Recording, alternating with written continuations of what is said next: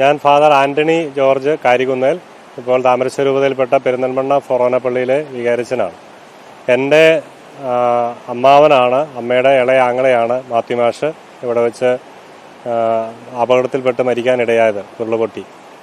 അദ്ദേഹം ഈ നാട്ടിനെ സംബന്ധിച്ചിടത്തോളം ഒരു ജനസമ്മതനായ ഒരു നേതാവ് തന്നെയായിരുന്നു. എല്ലാവരുടെയും മാഷെന്നറിയപ്പെടുന്ന മത്തായി മാഷെന്ന് വിളിപ്പേരുള്ള മനുഷ്യനായിരുന്നു. ഏതെല്ലാം സാഹചര്യങ്ങൾ ഇവിടെ ഉണ്ടായിരുന്നാൽ പോലും, അപകട സാഹചര്യങ്ങൾ എന്തെങ്കിലും ഉണ്ടായിരുന്നാലും അവരുടെ എല്ലാം പ്രശ്നത്തിൽ ഇടപെടുന്ന ഒരു പൊതുസമ്മതനായൊരു നേതാവ് തന്നെയായിരുന്നു അദ്ദേഹം.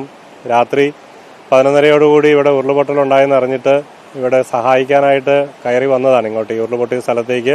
വീട്ടിൽ നിന്ന് ഏകദേശം 200 മീറ്ററോളം, 100-150 മീറ്ററോളം ദൂരെയുള്ള സ്ഥലത്തേക്ക് അദ്ദേഹം നടന്നു വന്നു.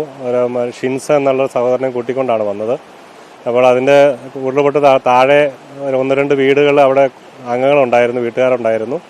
അവരെ അവിടെ നിന്ന് ഒഴിപ്പിച്ച് സുരക്ഷിതമായ സ്ഥാനത്തേക്ക് ആക്കിയതിന് ശേഷം ഉരുളുപൊട്ടിയ സ്ഥലത്ത് 13ഓളം വീടുകളുണ്ട്.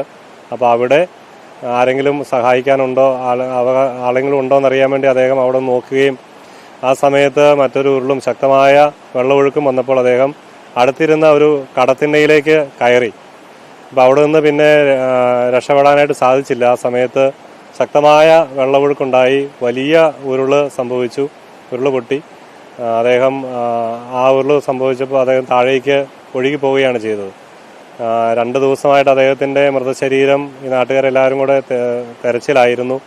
ഇന്ന് ഏകദേശം രാവിലെ 11-12 മണിയോടുകൂടി അദ്ദേഹത്തിൻ്റെ മൃതശരീരം കണ്ടുകിട്ടുകയും പോലീസ് അധികാരികൾ നിയമ സഹായങ്ങളെല്ലാം വളരെ പെട്ടെന്ന് ചെയ്ത് ഇൻക്വസ്റ്റ് നടത്തി അഭിമന്യ റെമിജോസ് പിതാവിൻ്റെ മുഖ്യ കാർമ്മികത്വത്തിൽ മഞ്ഞക്കുന്ന് സെൻറ്റ് അൽഫോൻസ പള്ളിയിൽ സെമിത്തേരിയിൽ സംസ്കരിക്കുകയും ചെയ്തതാണ്. ശരിക്കും നാട്ടുകാർക്കെല്ലാം വളരെ സങ്കടകരമായൊരവസ്ഥയാണ്.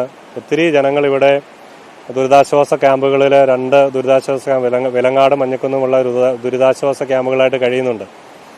13 വീടുകൾ പൂർണ്ണമായിട്ടും നഷ്ടപ്പെട്ടു.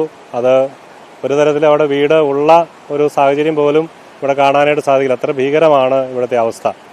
അതോടൊപ്പം തന്നെ 18ഓളം വീടുകൾ താമസിക്കാൻ യോഗ്യമല്ലാതായി തീർന്നിരിക്കുകയാണ്. അവരെല്ലാവരും ഇപ്പോൾ ദുരിതാശ്വാസ ക്യാമ്പുകൾ കഴിയുകയാണ്. നാട്ടുകാരുടെ എല്ലാവരും സഹായം ഇപ്പോൾ ലഭിക്കുന്നുണ്ട്. ഏറ്റവും പ്രധാനപ്പെട്ടത് ഇവരുടെ പുനരധിവാസ പ്രവർത്തനങ്ങളാണ്. അത് താമരശ്ശേരി രൂപതയുടെയും അല്ലെങ്കിൽ കത്തോലിക്ക സഭയുടെയും ഇവിടെയുള്ള നല്ലവരായ നാട്ടുകാരുടെ എല്ലാവരുടെയും സാന്നിധ്യത്തിൽ സർക്കാരിൻ്റെയൊക്കെ സഹായത്തോടു കൂടി തന്നെ അത് നടത്താമെന്ന് ഞങ്ങളെല്ലാവരും പ്രതീക്ഷിക്കുകയാണ്. ഈ നാടിൻ്റെ വേദനയിൽ എല്ലാവരും പങ്കുചേരുന്നുണ്ട്. എല്ലാവരും ഒറ്റക്കെട്ടാണ്. എല്ലാവരും കൂട്ടായിട്ട് ഈ ഒരു ദുഃഖത്തിൽ, അവരുടെ ദുഃഖത്തിൽ പങ്കുചേരുകയും അവരെ ആശ്വസിപ്പിക്കുകയും ചെയ്തുകൊണ്ട് ഇപ്പോൾ ആയിരിക്കുകയാണ്. ഇവിടെ ഒരാൾ മാത്രമേ നഷ്ടപ്പെട്ടു എന്നുള്ളത്, മരണം ശരിക്കും പറഞ്ഞാൽ മറ്റുള്ളവർക്ക് വേണ്ടി ജീവത്യാഗം ചെയ്യുകയാണ്.